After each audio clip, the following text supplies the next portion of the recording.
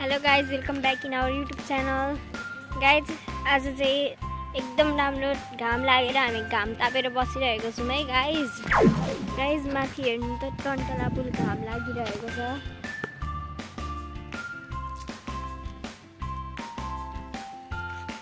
यता चाहिँ मेरो भाइ पढ्दैछ, एकदम पढाकु भाइ हो मेरो।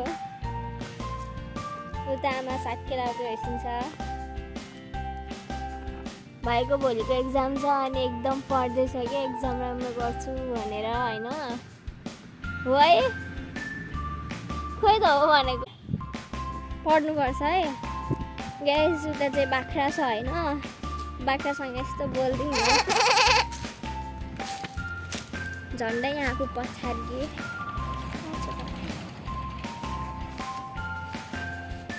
बाख्रा होइन, यस्तो खसी।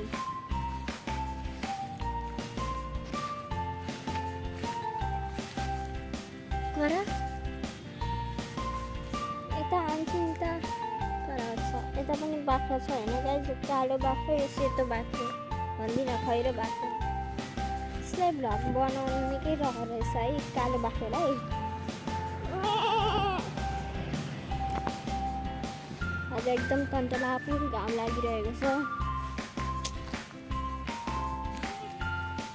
ओइ के अन्त साथतिर आयो भने त एकदम डस्छ मात्र।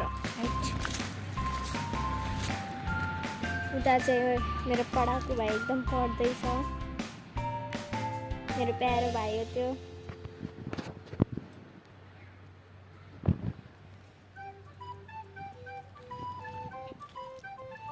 यो चाहिँ आमाले गुन्द्रुकको लागि सुकाइसकेको साग हो, तोरीको साग होला। उता लसुन कि प्याज खै के हो कुनी थाहा छैन। अनि यो खै के को बिरुवा हो यो मलाई थाहा छैन। प्याजको बिरुवा अरे, यो चाहिँ प्याजको बिरुवा अरे होइन। अनि उताको चाहिँ तोरी हो।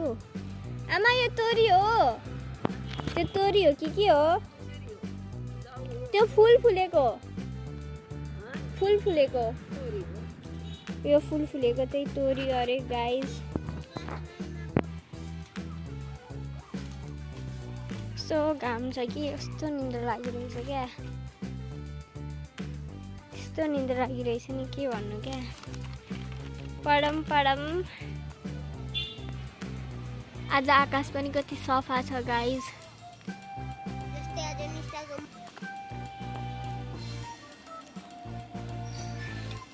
उतापट्टि म्याकी म्या गरेर गरेछन् होइन गाइस बाख्राहरू चाहिँ।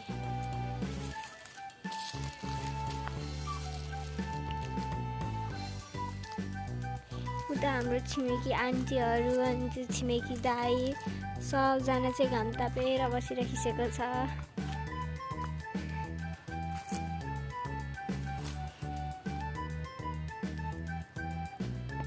अनि यता हामी दिदीभाइ पनि मस्त घाम ताप्दै पढ्दै बसेको है गाइस। अनि हो हेर्नुभयो गाइस, हो आया पढ